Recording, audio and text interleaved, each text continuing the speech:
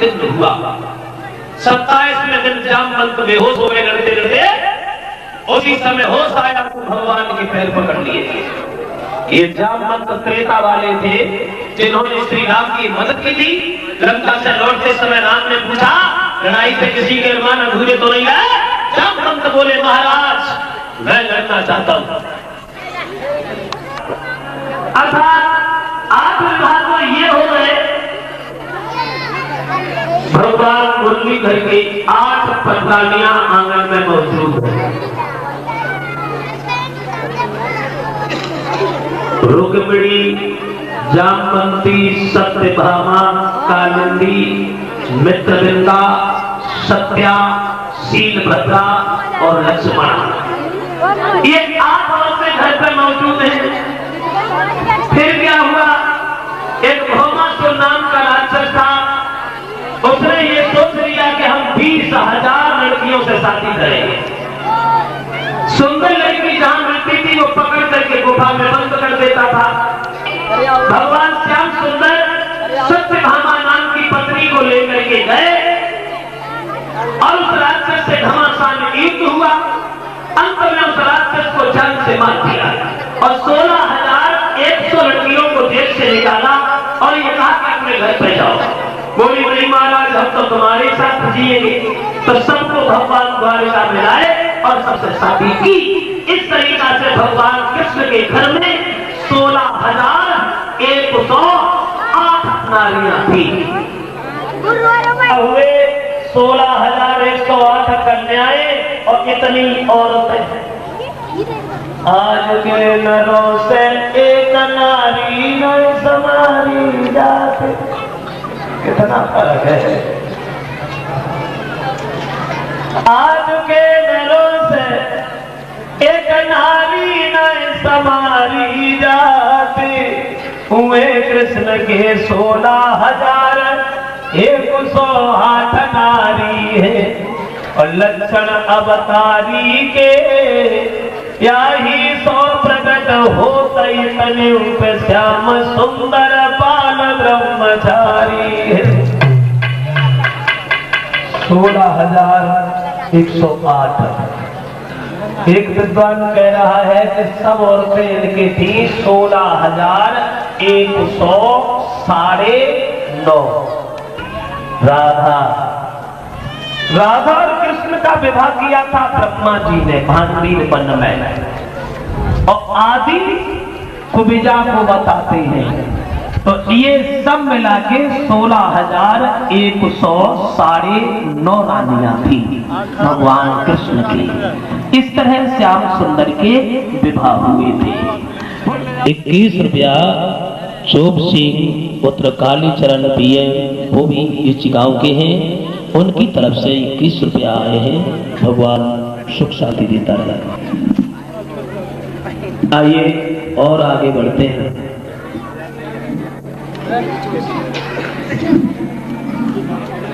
शादी हुई तो उनके लिए एक लड़का हुआ जिसका नाम पड़ा अनिरुद्ध। ये थे भगवान कृष्ण के नाती अनिरुद्ध हैं। तो हम अति संक्षेप में बता देंगे।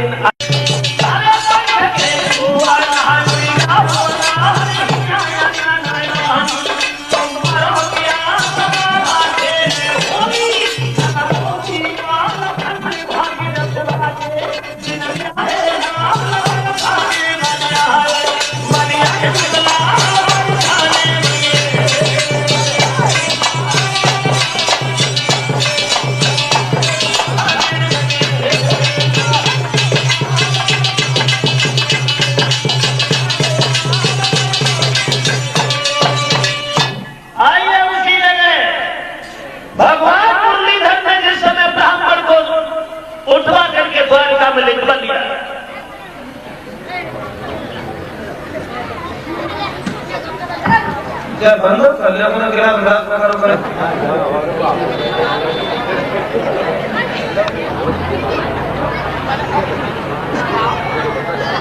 और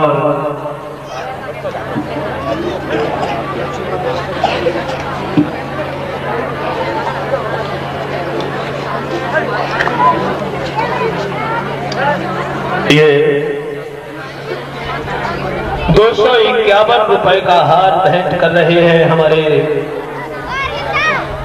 शास्त्री जी नरसी, जो इसी गांव के रहने वाले हैं। और नरसी शास्त्री की तरफ से ये हार हमारे पास आया है। कामना करते हैं भगवान सद्बुद्धि प्रदान करता रहे, दौलत से भंडार भरता रहे, समाज का सम्मान प्राप्त होता रहे। आइए, ब्राह्मण की आंख खुली, द्वारका में घुस गए, कहने लगे भैया तुम लोगों में कन्हैया कौन से? कन्हैया ने सवाल कर दिया, कहां से आए ब्राह्मण देव? पंडित जी बहुत चक्के से खड़े हैं, आपने मुझसे पूछा? हाँ तुमसे पूछा, कहां से आए? तो ब्राह्मण ने कही है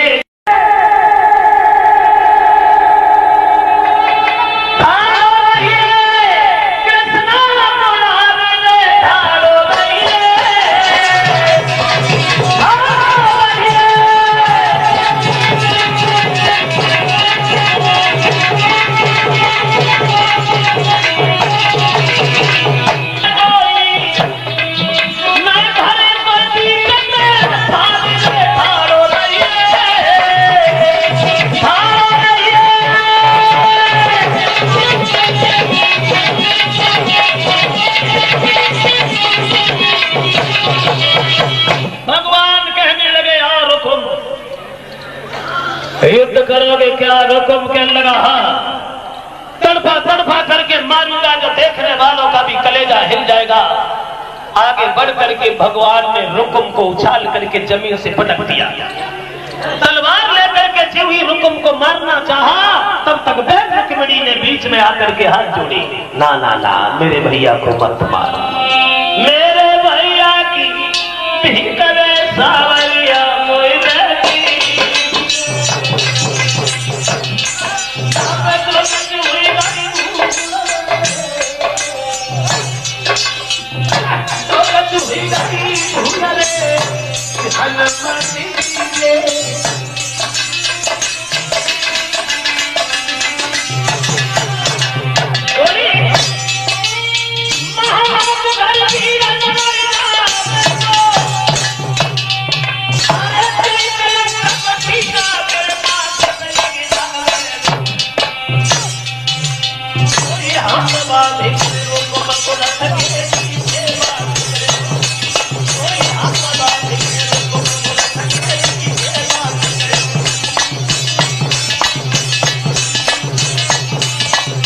मर गया तो संग की सहेलियां जीवन भर ताहने मारेंगी महाराज, इसलिए मेरे भैया को छोड़ दीजिए। अंत में रुकुम को रथ के पीछे कस दिया। उधर बलराम सोचने लगे, पंडित जी को छोड़ने गए, अभी तक वापस ही नहीं आए, पता नहीं कहां चले गए। एक लड़का बलराम से कहने लगा, भैया पंडित जी आए थे ना, लेकिन वो अकेले थोड़ी आए थे, मतलब किसी लड़की की चिट्ठी लाए थे क्या? एकदम से बलराम भागे, जवाब दिया, क्यों श्याम, किसकी लड़की उठा आए? भैया मेरा दोस्त नहीं है, किसी ने चिट्ठी भेजी थी। बोली भैया मेरा भैया मेरी शादी अपने साले से कर रहा था, इसलिए। बलराम बोले, तुम्हारा भैया तुम्हारी शादी अपने साले से? चिंता न करो, हम तुम्हारे भैया को जितना नहीं छोड़ेंगे। देखा रथ के पीछे रुकुम बना है। बलराम कहने लगे, क्यों श्याम ये रथ के पीछे कैसे बांध दिया? बोले यही तो साले साहब है, क्या छोड़ दो?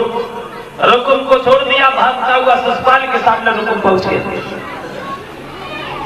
और जब ससपाल ने सुना कि रुक्मिणी बाहर हो गया, फौज लेकर के ससपाल वहां से भागा। जवाब दिया, इसके साथ दूसरा कौन आ गया? बोले उसका बड़ा भाई बलराम। कोई बात नहीं, इन दोनों को पकड़ करके हाथी से कुचलवा दीजिए और छीनो लड़की को।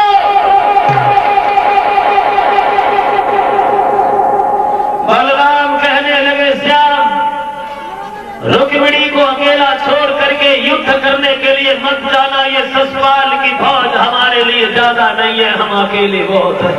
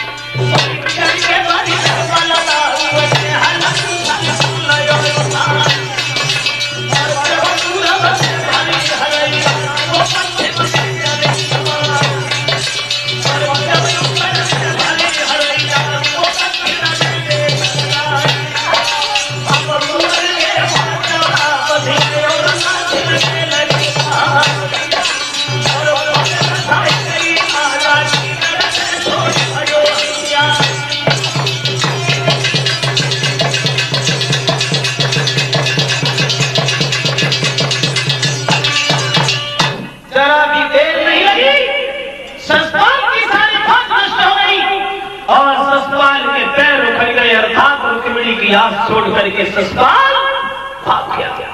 शर्म के मारे रुकुम भी घर पर नहीं गया। भीष्मक बड़े खुश हुए और कृष्ण के साथ में रुक्मिणी का विवाह किया गया। और जब शादी हुई ससुराल उधर भाग गया, रुकुम दूसरी जगह भाग गया। धूमधाम से विवाह हुआ कन्हैया का। शादी जब हुई तो औरतें गीत गाने लगे और गीत गाते ही गाते गाली गाने लगे और कन्हैया को गाली देती भई बोली, अरे मोरा मुकुट सिर बांध लाला तुम्हारी बाबा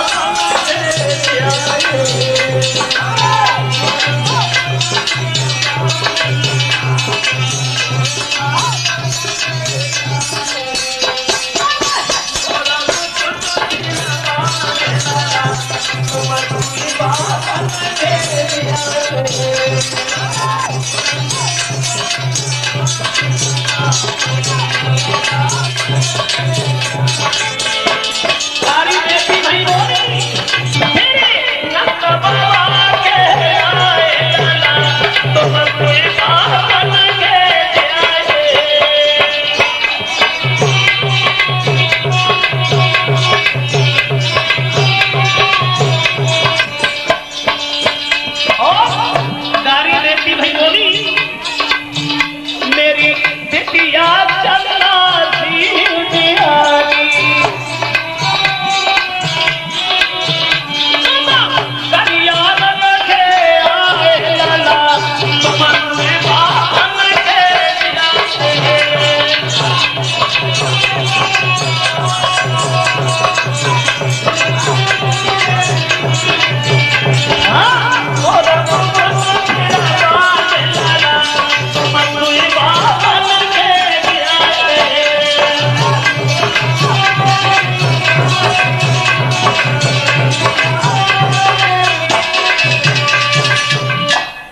अंत में भगवान रुक्मिणी को साथ लेकर के चले आते हैं।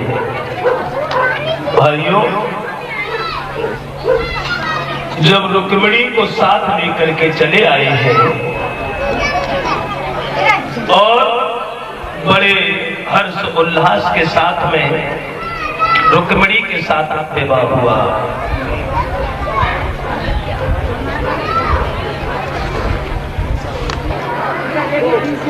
पहला विवाह भगवान कन्हैया का हुआ रुक्मिणी से। अब आ जाओ इनका दूसरा विवाह देखे। पहली शादी तो रुक्मिणी से हुई, दूसरा विवाह इनका कैसे हुआ? रहने वाले हैं और डॉक्टर बंसी गोपाल की तरफ से 102 रुपया हमारे पास आए हैं। 101 रुपया मुकेश यादव, पूर्व प्रधान, इसी गांव के रहने वाले, और पूर्व प्रधान की तरफ से मुकेश यादव जी की तरफ से ये 101 रुपया हमारे पास आए हैं। 21 रुपया नरसीलाल शास्त्री,